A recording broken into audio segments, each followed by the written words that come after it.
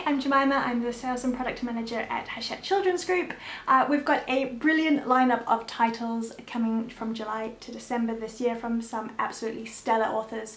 So I hope you enjoy hearing all about them and adding them to your TBR. Hello everyone, I'm Elaine, Senior Commissioning Editor for Picture Books at Hachette Children's Group, and I wanted to tell you about a very exciting book coming out in August this year.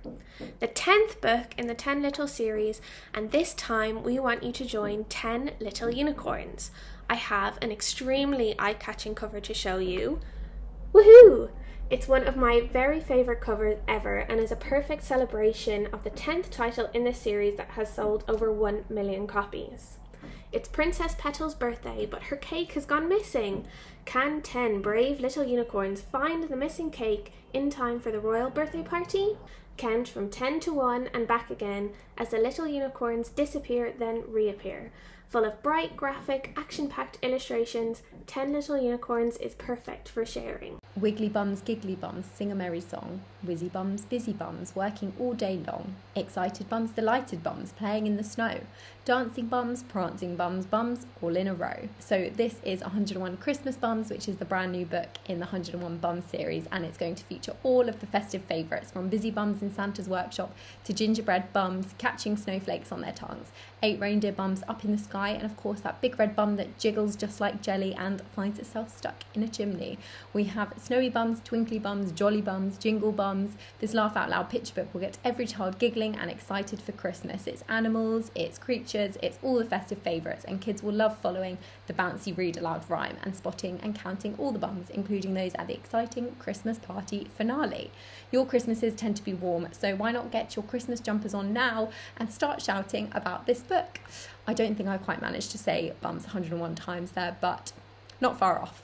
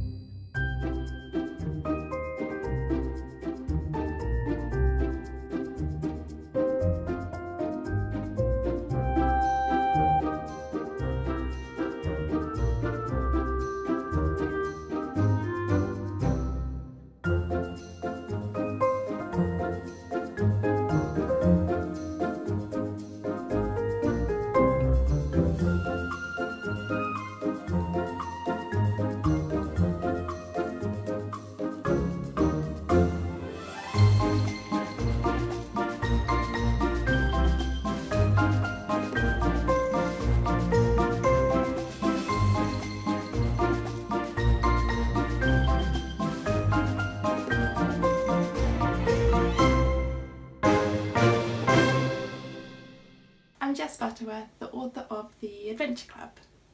The series follows 8-year-old Tilly, who moves house and starts school somewhere that she doesn't really know anyone or have any friends, and she's feeling a bit lonely. But then she wins a competition to go on The Adventure Club, and she gets to travel to Nepal and meet red pandas. The Adventure Club is a chance for young people to travel the world protecting endangered animals, all things that Tilly loves. Tilly records her adventures in her notebook, and the series is really told from her perspective and through her voice. The things that inspired the stories are my time working as a trek and expedition leader in the Himalayas, my time working for an animal aid organisation in the States, and hearing stories from my family about how they rescued animals. For instance, my uncle rescued and rewilded a leopard cub in India. Hello, I'm J.K. Rowling, here to talk about The Christmas Pig, which is my new book for children. It's actually the book that I always planned to bring out next for children after Harry Potter, but the Ichabod intervened under, as we know, very exceptional circumstances. So The Christmas Pig is the story of a little boy called Jack, who doesn't have an uncomplicated life, and his beloved cuddly toy, who he calls Der Pig because he couldn't say the pig when he was little, which gets shortened to DP. And DP is lost on Christmas Eve, and the adults can't find him and buy a replacement, the Christmas Pig. Unsurprisingly, Jack isn't at all impressed, and the adventure proper starts on Christmas Eve night when Jack wakes up to find that all the things in his bedroom have come alive, including the Christmas pig. And the Christmas pig explains that if Jack wants to get DP back, he will have to journey into the land of the lost, and the Christmas pig says he will take Jack. So they go to the land of the lost, which is a strange and sometimes funny and often scary place. My husband says this is the only book I've ever written where nobody dies. Not sure about that, but there you are. And for me, the book is really about love and loss and hope. And I would love to think that it becomes a read aloud book, because I think it could lead to interesting conversations between adults and children. So yes, that is The Christmas Pig. And if you read it, I really hope you enjoy it. Thank you. Hello, I'm Tim Peake, a British astronaut, and I'm really excited to be talking to you about Swarm Rising, a book that I've been working on with Steve Cole. Now, Swarm Rising is about intelligent life arriving on Earth, but perhaps not in the form that you would expect, not as little green people arriving in UFOs, but in fact as a digital signal, encoded information, a super civilization. And actually, that's what I believe. If aliens ever make it, that's how they'll arrive. And when they do arrive, the first person they meet is Danny Monday, a 14-year-old boy, via his mother's laptop. She works at the Jodrell Radio Telescope and has brought back the alien scout code. A relationship forms between Danny and Addie, the alien scout, and they go on an action-packed adventure with twists and turns along the way. And as their relationship develops, they realize there's a more sinister side to the swarm. There are all sorts of messages in the book about what it means to be human, feelings and emotions, about artificial intelligence, about the future of humanity, about care and respect for our planet, this cradle of life. And the inspiration for the book has come from many places, from listening to podcasts with Brian Cox and Robin Ince about could we really simulate a human brain, to Lord Martin Rees, the astronomer royal, talking about the future of humanity and where we're going, to books I've read on artificial intelligence and how we need to be careful about how we manage that into the future. And working with Steve has just been fantastic. We've had an awful lot of fun on the book.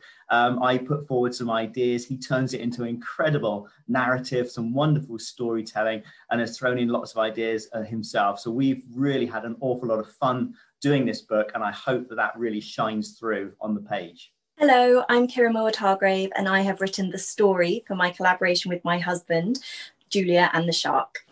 And I'm Tom DeFreston. I'm an artist, and this is actually my illustrative debut.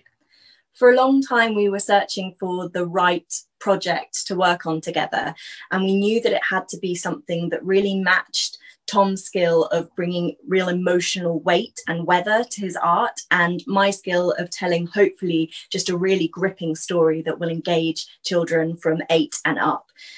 And finally, the idea arrived in the form of Julia and the Shark.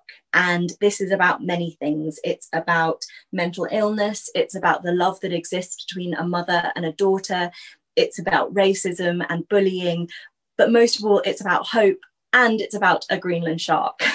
And I think we wanted from the beginning to create a book that was a world that you can enter. And we wanted the art to do something quite different than just repeating the story that has been told in the words. We wanted it to be the emotional and psychological landscape for the entire thing. Really, I'm so proud. This is the story I'm perhaps most proud of, because I think what we've managed to do is create a celebration of so many of the wonders of the world, as well as really explore some of the darker aspects of being alive and of love and of grief. And we really do have high ambitions for this book, and we hope that you'll agree that we've come close to meeting them. Hello everyone, my name is Anjali Rawat. I am the author of a book called The Line Above the Door, which is due for release in October 2021. The book centres on the issues of racism and missing histories, in particular when it comes to world events such as World War II.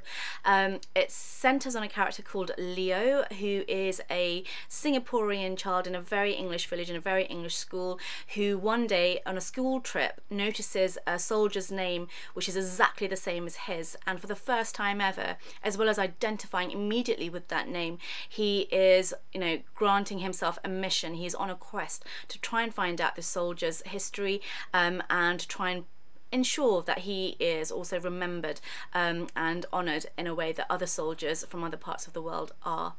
I'm really hoping that the book and the story will inspire children to go out and learn about, you know, real heroes in the world whose stories aren't featured in our books and who definitely deserve to be. Stories such as those belonging to Tan Kai Hai and Elizabeth Gunner Choi and Subedar Manta Singh and Adelaide Hall and Noor Inayat Khan, and all of these amazing heroes and sheroes from around the world who aren't European, who aren't American, but who had huge parts to play in such events as World War II. So that's my hope for the book, and my hope for little Leo as well. Hi, I'm Beck Hill, and I'm the writer of a brand new series launching soon called Horror Heights. Horror Heights is a spooky place where loads of weird things happen. The first book is called The Slime, and it is about a girl called Connie who accidentally creates a sentient slime creature, which at first is really cool because it's a very cute, sort of like a pet creature type thing. But then over the course of several days, it becomes more and more sinister and eventually results in the monster attempting to eat her, her friends, and her dad. I really like writing horror, and the reason that I've steered towards this is because I grew up on horror myself. I loved Goosebumps and everything like that, but I also love it as an adult, and I think it's a really great genre for looking at things that scare you in reality and then using made up monsters and stuff as an analogy for those issues. It really helps us tackle the problems that we don't really want to look at directly. Thank you very much. Hello, this is Jennifer Mathieu, author of Bad Girls Never Say Die. I am so excited for this book to come out into the world soon. It is a gender-flipped feminist reimagining of the YA classic The Outsiders, which is a book of my heart that I loved as a young reader and that I've also taught as an English teacher to hundreds of kids. Our main character is a young girl named Evie Barnes. She and her friends are bad girls on the wrong side of the tracks. They wear too much makeup, they're a little too loud, and they don't follow the rules.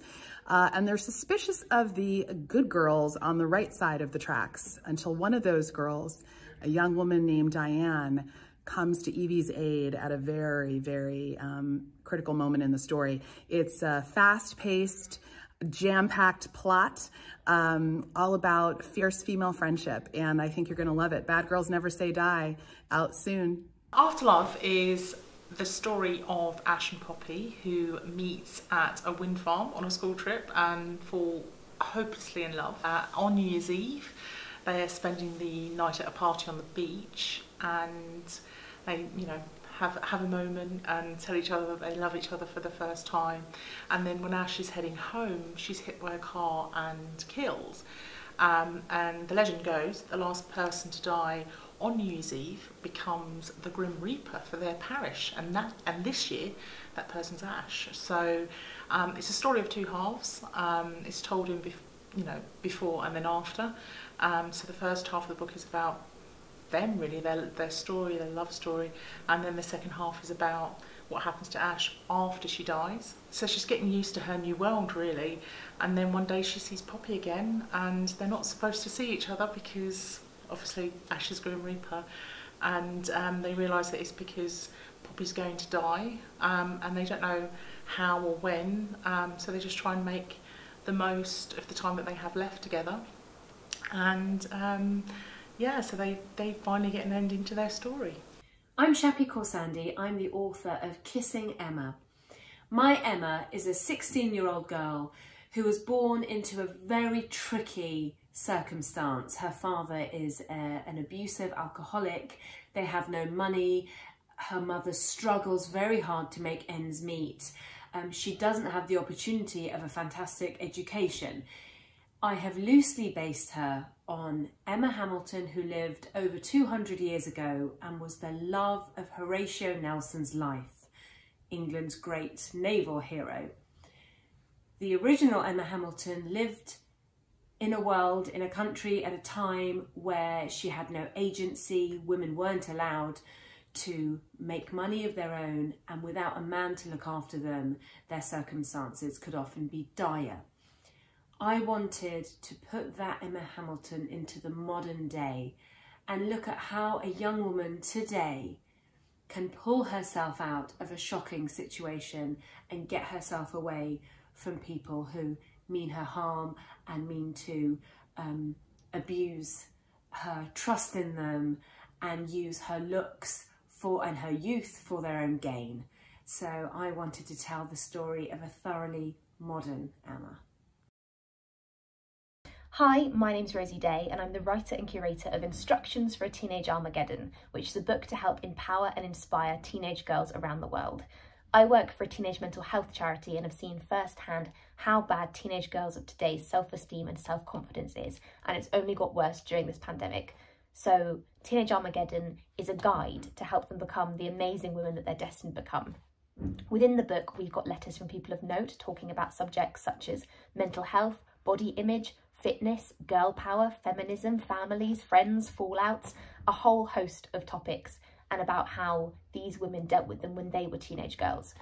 We've got 10 top tips for surviving, subjects such as stress, and we've got profiles on amazing women who are changing the world right now. This whole book is to really help teenage girls. That's the point of it. 1 in 4 teenage girls have admitted to self-harm, and 1 in 8 teenagers now present with a mental health issue. So there's never been a greater time for a book like this. Teenage girls are so often overlooked and often feel like the world wasn't meant for them. And I know when I was a teenage girl, I felt the same, and I found great comfort in Caitlin Moran's writing. And she often spoke about her own teenage experience, and that really helped me. So I guess this book is today's version of that. Hi, I'm Rich. I'm author of If I Ran the Country, which is a book which introduces politics and government to children, but which puts them, the reader, in the position of being leader, so they make the decisions. I'm a BBC journalist by day. I've done all kinds of things from daily news to documentaries, and I'm currently commissioning editor of Radio 4, which is the main speech network here in the UK. And I've always believed about journalism that the key mark of success is whether you can explain really complicated issues in a way that everyone can understand them without sacrificing anything in terms of rigour or accuracy. And this book, in a way, is an exercise in doing exactly that, but on steroids, because here we're explaining some really quite big, chewy, difficult stuff to an audience of children in a way which I really hope A, is easily understandable, but B, doesn't leave anything to one side because it's too difficult. We get into some big stuff here, like equality and fairness and the climate crisis and what kind of electoral system works best, or what kind of government system works best. It's all in there. Although some of the territory we cover is, big and in some ways difficult, the book itself isn't hard work. It's fun, it's full of silliness and jokes, some of them quite good jokes, I think, and dodgy metaphors and some brilliant illustrations from Alan Saunders. I've got 2 sons of my own, they're 8 and 12, so they sort of straddle the age range this book is aimed at, and I've tested it on them as we've gone along. They are fierce critics, and I think they prove that this stuff can be made not only digestible but entertaining for an audience of children. If you love folklore, monsters, tales about anything spooky, then Monsters is absolutely the book for you. It's filled with crazy creatures from all over the world, some very well-known ones like Bigfoot and the Loch Ness Monster, and some less known but just as weird like the Chinese hopping vampire. The book is fully illustrated by the same artist as Stories for Boys Who Dare to Be Different, so it's a brilliant package that would make a perfect Christmas gift for children or adults alike who like to read about things that go bump in the night. And speaking of spooky things, the Myth-Busting Monster Science series explores the science behind some of popular culture's hottest monsters. So things like, how would a mermaid breathe underwater? Could a vampire survive solely on human blood? And could Bigfoot be part of human evolution? So science principles really come to life in this series that perfectly strikes the balance between funny and gory with brilliant illustrations and really puts monsters under the scientific spotlight. The author is brilliant. Joy Lin was named one of the most inspirational science teachers by Ted Ed. She is the author of Superpower Science, and she also travels to various Comic-Cons giving talks on the science behind superpowers, behind superheroes and their monsters. So yeah, a really brilliant way to bring science alive in the classroom.